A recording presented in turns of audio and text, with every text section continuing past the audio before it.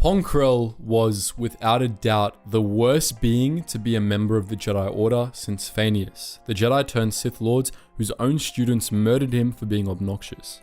Krell too was murdered by his subordinates for being obnoxious, though it was a soldier, not an apprentice, who killed him. It was an end befitting one who had fallen as far as Krell did. For all the power he put on display during the Umbara arc, he went out like a chump. But what if Krell hadn't fallen? In this video, we're going to be exploring that question and considering how Krell had the potential to become one of the Jedi Order's most powerful.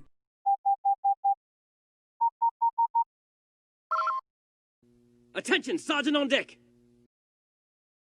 We actually know very little about Pong Krell outside of the Umbara arc. We know he was a Basilisk Jedi Master and a competent tactician, despite his units having the highest clone casualty rates in the Grand Army of the Republic. We also know he was very by the book and that he was both extremely cunning and strong, but that's pretty much all we know for sure. No sources detail his earlier career in the Clone Wars nor his life before the conflict broke out. There are, however, a few details we can comfortably speculate about based on what we saw in the Clone Wars. For those unaware, the Jedi Order divided its members into 3 distinct classes, which each had different approaches to life as a Jedi Knight and different force power focuses. Jedi Guardians focused on combat techniques and used blue lightsabers. Jedi Consulars focused on using the Force for more cerebral purposes, like healing, foresight, and negotiation. They used green lightsabers. Jedi Sentinels used yellow lightsabers and concentrated on seeking out and overcoming the dark side. By the time of the Clone Wars, they had become somewhat rare. Krell used both blue and green lightsabers, but his approach to using the Force tells us that he was almost definitely a Jedi Guardian. He might actually have been more than that, however. There were specialized prestige classes within the 3 main classes of Jedi, one of the most notable of which was the Jedi Weapons Master. Weapons Masters were Jedi Guardians who focused their studies solely on using the Force for physical combat. They were some of the greatest warriors of the Jedi Order and many served with distinction during the Clone Wars, including Mace Windu and Sora Bulk. One thing Weapons Masters were known for was their use of exotic weapons. For example, Jedi Master Walden Bridger was known for his mastery of the Sunni staff, though this mastery ultimately didn't save him from General Grievous, who took less than 20 seconds to kill him in the Battle of Togoria. By the time of the Clone Wars, among the exotic weapons largely reserved for Weapons Masters was the double-bladed lightsaber, which Pong Krell not only mastered but used 2 of. This means he was almost definitely a Jedi Weapons Master, which gives us a pretty good sense of his power level. Keep this in mind because we'll be coming back to it later. Another interesting thing to speculate about is that Krell was capable of foreseeing Order 66. This is extremely significant because very few of Krell's contemporaries were able to do so, as we discussed in a recent video. This could mean one of 2 things. The first and more interesting possibility is that Krell, like Jedi Master Sifo Dyas, was particularly skilled in using the Force to see the future, either due to years of training or, more likely, due to natural predisposition. If this was the case, it implies he was much more powerful than his performance in the Clone Wars might suggest. There is an alternate explanation for Krell's foresight, however. The Jedi were unable to foresee Order 66 due to darkside shrouding, and as a result, Darksiders had a much easier time seeing through the veil, even less powerful ones like Maul. It's possible Krell foresaw Order 66 because he had already fallen to the dark side or was close to falling.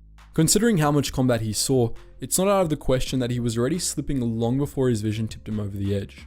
With that said, there is reason to believe the first explanation is correct. During the Umbara arc, the clones briefly noted that while Krell's units had the highest casualty rate, Krell also had an extremely good tactical record and won most of his battles.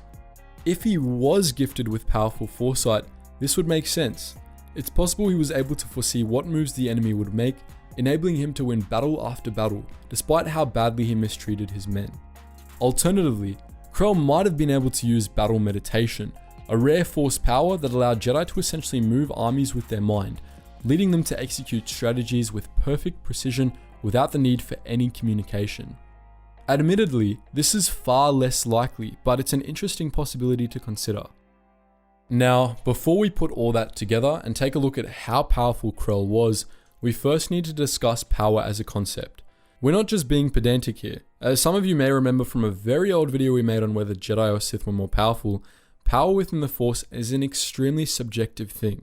Power is in the eye of the wielder, so to speak, so if we're talking about someone being powerful in the Force, it's extremely important that we nail down what kind of power we're talking about. Yoda, for example, is widely regarded as one of the most powerful Force wielders of all time, and yet, at the end of the day, he kinda sucked at combat. Sure, he could disorient people with cool Force-assisted acrobatics, but he wasn't all that good of a duelist, and his Force powers weren't focused on combat. Yoda was powerful not because of his combat skill, but because of his foresight, his healing abilities, and his strong connection to the unifying Force.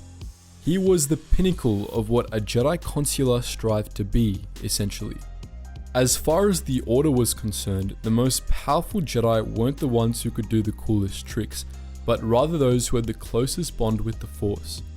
What this meant was different depending on a Jedi's class and school of thought. For consulars, this meant having a deep connection to the unifying Force and mastering the abilities that such connections granted.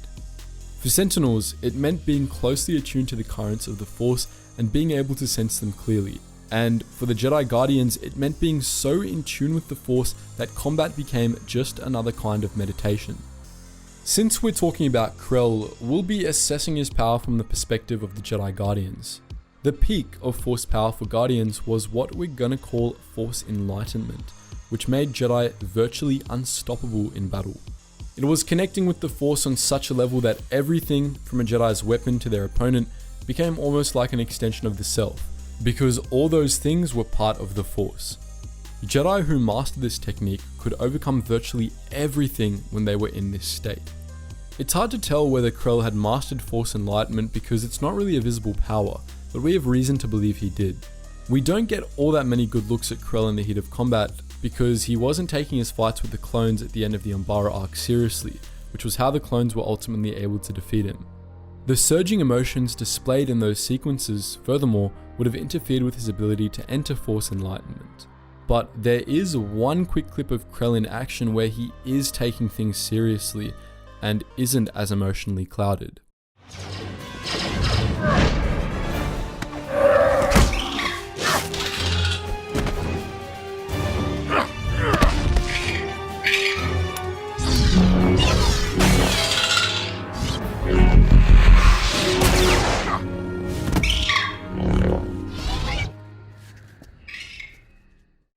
In this sequence, Krell moved quickly and decisively, pulling off just the right moves at just the right time and killing those banshees like it was nothing. Considering how easily those creatures were able to dodge the clones' blaster fire right before this clip, this was a display of extreme skill on Krell's part and of a strong attunement to the flow of combat. This was probably the work of a Jedi Guardian at the height of his power. For all his clouded judgment, Krell did perform similar feats of knowing almost instinctively how and when to strike during his battles with the clones. This was how a weapons master at the height of their power engaged in combat. Their movements would flow naturally in accordance with the tides of battle, achieving maximum effectiveness with minimal effort.